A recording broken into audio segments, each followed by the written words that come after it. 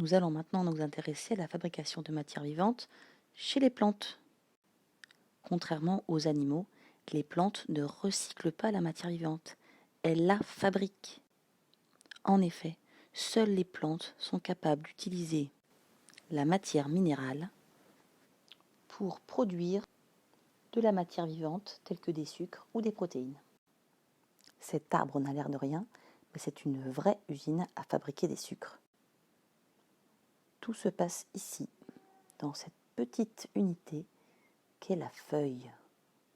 À l'intérieur de chaque cellule se produit une intense fabrication qui nécessite beaucoup d'énergie.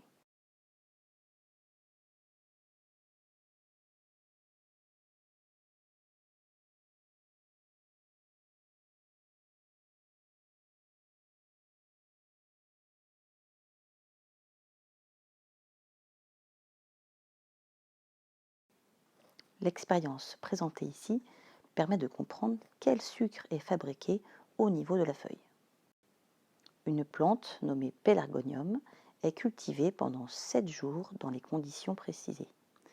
Certaines de ces feuilles présentent un cache total, alors que d'autres présentent un cache partiel, et enfin, une troisième catégorie n'en présente pas du tout. À la fin des 7 jours de culture, chaque feuille est ensuite récupérée et les résultats sont observés. Pour la feuille sans cache, pour la feuille avec un cache partiel et pour la feuille qui n'en présentait pas de cache. Pour obtenir des résultats qui ont un sens, on utilise un produit nommé l'eau iodée. Nous allons donc essayer de comprendre à quoi sert ce produit et pourquoi il est utilisé dans cette expérience. L'eau iodée est appelé un réactif, c'est-à-dire qu'il va réagir en présence d'un certain produit. Ici, on vous présente donc le test à l'eau iodée, qui consiste à rajouter dans des tubes différents produits et regarder comment ils réagissent les uns avec les autres. On dispose dans ces tubes de l'eau. Puis, on va y ajouter quelques gouttes d'eau iodée, qui est un produit naturellement orange. Bien sûr, dans l'eau, cette eau iodée ne va pas se voir car elle est diluée. Dans un de ces tubes, on rajoute un premier sucre nommé le glucose. Dans l'autre tube, nous ajoutons un autre sucre appelé l'amidon.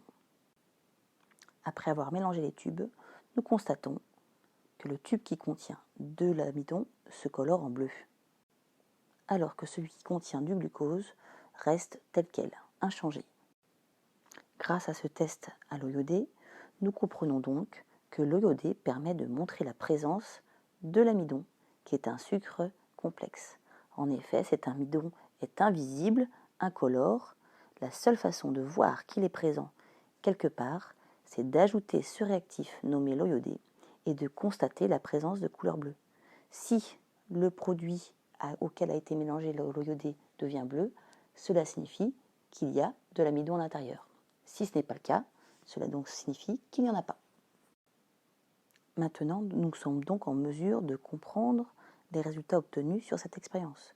Nous comprenons par exemple pourquoi ici, cette feuille sans cache s'est colorée en bleu, alors que celle-ci, avec un cache total, reste jaune, c'est-à-dire de la couleur de l'eau iodée.